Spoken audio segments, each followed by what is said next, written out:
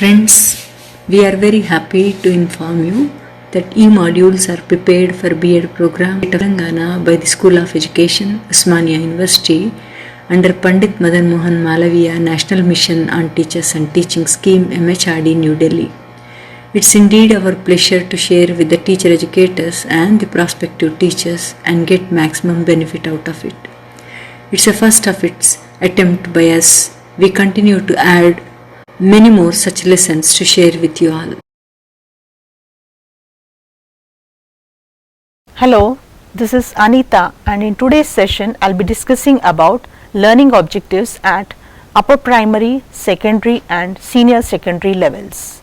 Generally, in the field of education, aims and objectives are the terms which are used synonymously, but they differ in their meaning and conception, because aims are long-term goals whereas objectives are short-term goals. Now let us consider this example. Say, to enable an individual to acquire the proficiency in 4 fundamental operations of arithmetic. This statement tells us that it is not easily attainable and measurable, and it is a long-term goal. Whereas if we consider this statement as to enable the individual to acquire the skill of drawing a triangle, which is a short term goal and which can be achieved within a short span of time and which is measurable and achievable. So the learner should have such short term and specific goals for classroom teaching and learning, and such statements are called as objectives. And even while planning for teaching learning, the teacher should identify certain expected behavioral changes in terms of remembering, understanding, applying, etc., which are called as learning objectives. So what are these learning objectives? Learning objectives are the statements in specific and measurable terms which tell us what the learner will be able to achieve at the end of or during the teaching learning period. Now how to develop these learning objectives? In the teaching learning process, the terms learning objectives, assessment and learning experience, all these 3 are the important components, and all these 3 are inconsistent with each other, because assessment will help us to know whether the learning objectives have been achieved or not, and to achieve these learning objectives we have to provide learning experiences or learning activities to the learner.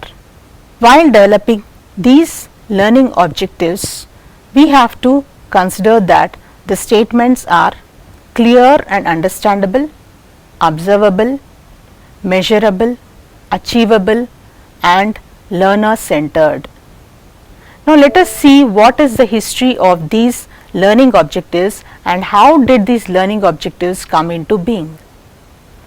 The educational objectives were classified by Sir Benjamin Bloom into 3 domains, that is cognitive domain, affective domain and psychomotor domain. Cognitive domain is that which deals with thinking and which is related to head. Affective domain is that which deals with feelings and attitude and which is related to heart. And psychomotor domain is that which deals with doing and which is related to the hand. Now let us see how these domains were further classified into different levels of objectives. Cognitive domain, that which deals with recall and recognizing, was further classified into 6 levels of objectives, and the objectives were arranged in the increasing order of difficulty, with knowledge as a base and followed by comprehension, application, analysis, synthesis and evaluation. Now let us see what does each of these objective describe about? The objective knowledge describes the ability to recall and recognize the information, and comprehension to arrange and organize the material, and application as to apply and select the learnt information in new situation, and analysis as the ability to break up the information into parts, and synthesis as the ability to combine it into a whole, and the objective evaluation as the ability to judge the given information. Now, let us consider an example of this in a daily life. Say the learner is able to name the varieties of tea, then the learner is said to achieve the objective knowledge. He is able to compare the characteristics of green tea and black tea. He has achieved the objective comprehension. Application is he is able to infer that green tea burns fat. Analysis, he is able to list the benefits of green tea with references. Synthesis, he is able to convert a branded green tea recipe to a healthy recipe by replacing all the ingredients. Evaluation, the learner is able to conclude that which type of tea is good to health. Now, let us move on to the next domain, that is affective domain.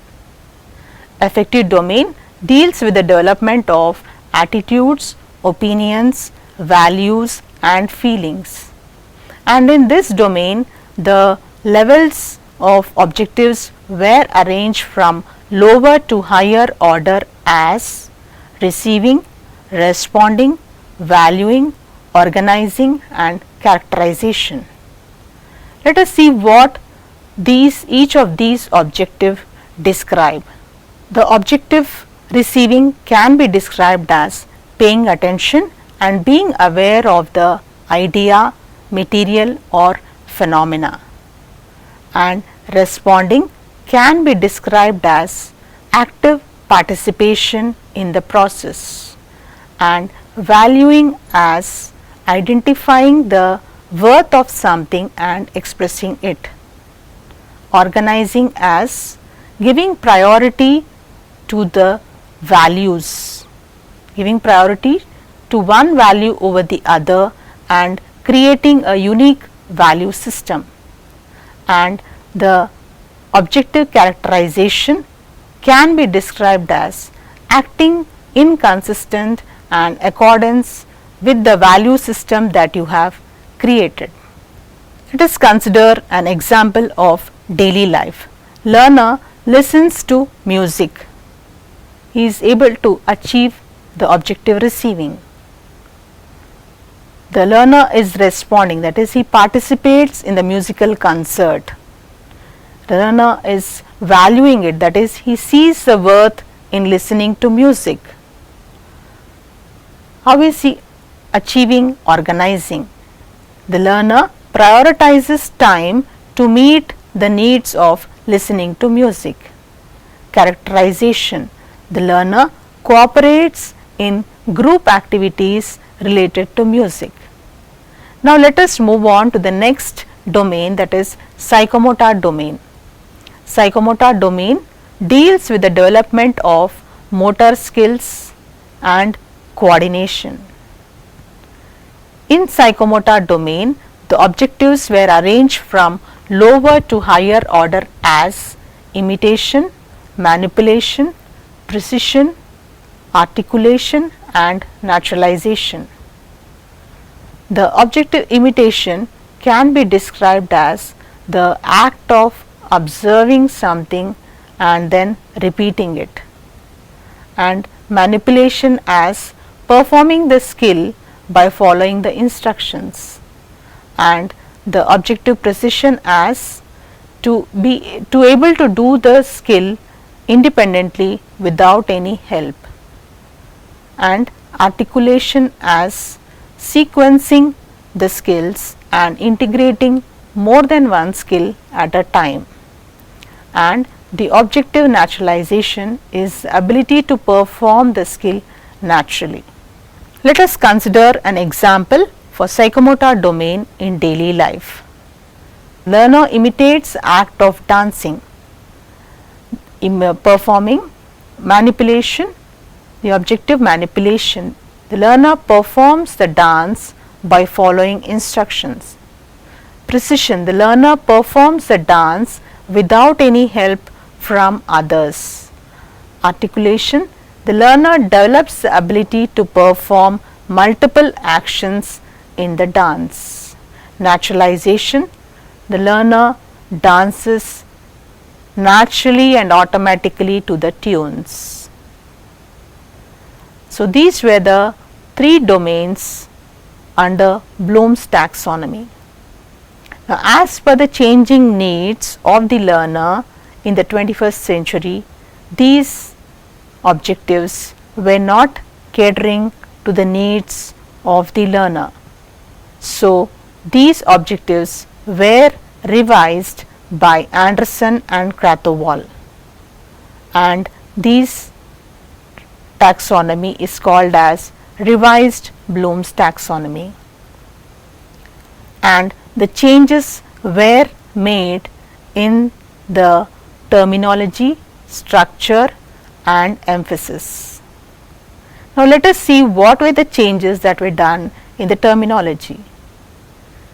The names in the Bloom's taxonomy were in noun form and they had been changed to verb form. Knowledge was renamed as remembering, and comprehension as understanding, and synthesis as creating. So, the names were changed as remembering, understanding, applying, analyzing, evaluating and creating. Now, let us see what were the changes that have been done in the structure. In the original Bloom's taxonomy, the order was as knowledge, comprehension, application, analysis, synthesis and evaluation. In the revised taxonomy, the order of creating and evaluating was changed because the domain was said to be, the levels of objectives in the domain were said to be arranged in the order of difficulty of thinking, whereas the objective creating is said to be more higher order thinking than evaluating. So, the order of these two objectives had been changed, and the Bloom's taxonomy was in one dimension only, and which was revised and changed to 2 dimension as knowledge dimension and cognitive process dimension. And the list of categories in the knowledge dimension are factual knowledge, conceptual knowledge, procedural knowledge and metacognitive knowledge. Factual knowledge is the basic knowledge about the subject, and conceptual knowledge is the knowledge about the theories, the models, the principles and the classification. Procedural knowledge is the knowledge of about how to perform the task or the skill, and the metacognitive knowledge is the knowledge of one's own cognition. Now, let us see what are the changes that are occurred in the emphasis. The revised taxonomy is applicable at all stages of learning, whereas Bloom's taxonomy was not applicable at all stages. The revised taxonomy is applicable at elementary level, upper primary level, secondary as well as higher levels of learning, and also the emphasis of each of the objective were very well described in the subcategory levels. For example, the subcategory levels of the objective remembering are recalling and recognizing. Now let us see what are the objectives that the learner will be able to achieve at upper primary, secondary and senior secondary level. At upper primary stage, the learner will be able to see the spatial relationship and visualization skills. The learner will be able to see the numbers, see the relationship between the numbers and look for the patterns in the relationships. The learner will be able to use arithmetic and algebra and use them to solve problems in real life. The learner will be able to understand and apply the concepts related to variables, expressions and equations. The learner will be able to identify the space as region enclosed within the boundaries of a shape. The learner will be able to develop spatial understanding of perimeter, area and volume and also use them in their daily life. The learner will be able to provide reasoning and convincing arguments to justify the conclusions in mathematical contexts. And also he will be able to collect, represent and interpret the data. Now let us see what are the objectives that can be achieved by the learner at the secondary stage. At secondary stage, the learner is able to begin to realize the structure of mathematics as a discipline. At this stage, the concepts and skills learned by the learner are integrated into problem solving ability. The learner will be able to perform mathematical operations and manipulations with confidence, speed and accuracy. He is able to think and reason precisely, logically and critically in any given situation. He is able to develop investigative skills in mathematics.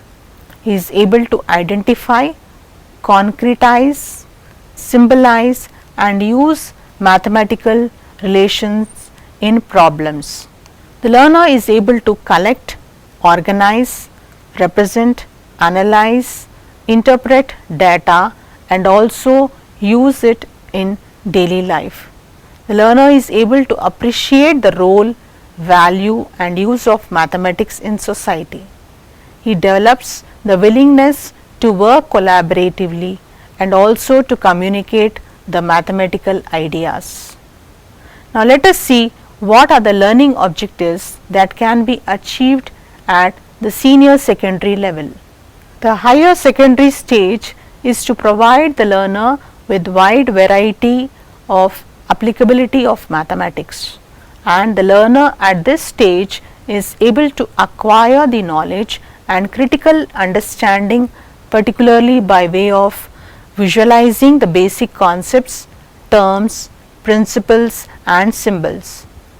He is able to develop positive attitude to think, analyze and articulate logically.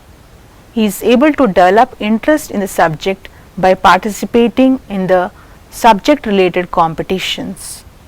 He is able to understand the principles of reasoning, problem solving and wherever possible he is able to use more than one method in problem solving. He is able to develop interest in the study of mathematics as a discipline.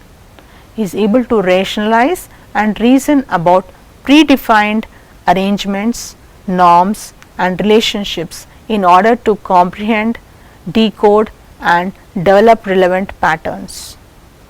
He is able to respect great mathematicians for their contributions towards the field of mathematics.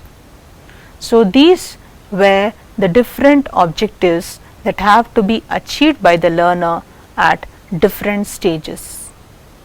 Hence, I conclude this session by saying that learning is an continuous and ongoing process, and the learning objectives should be planned as in context to relation and which evolve continuously and as per the needs of the learner. Thank you.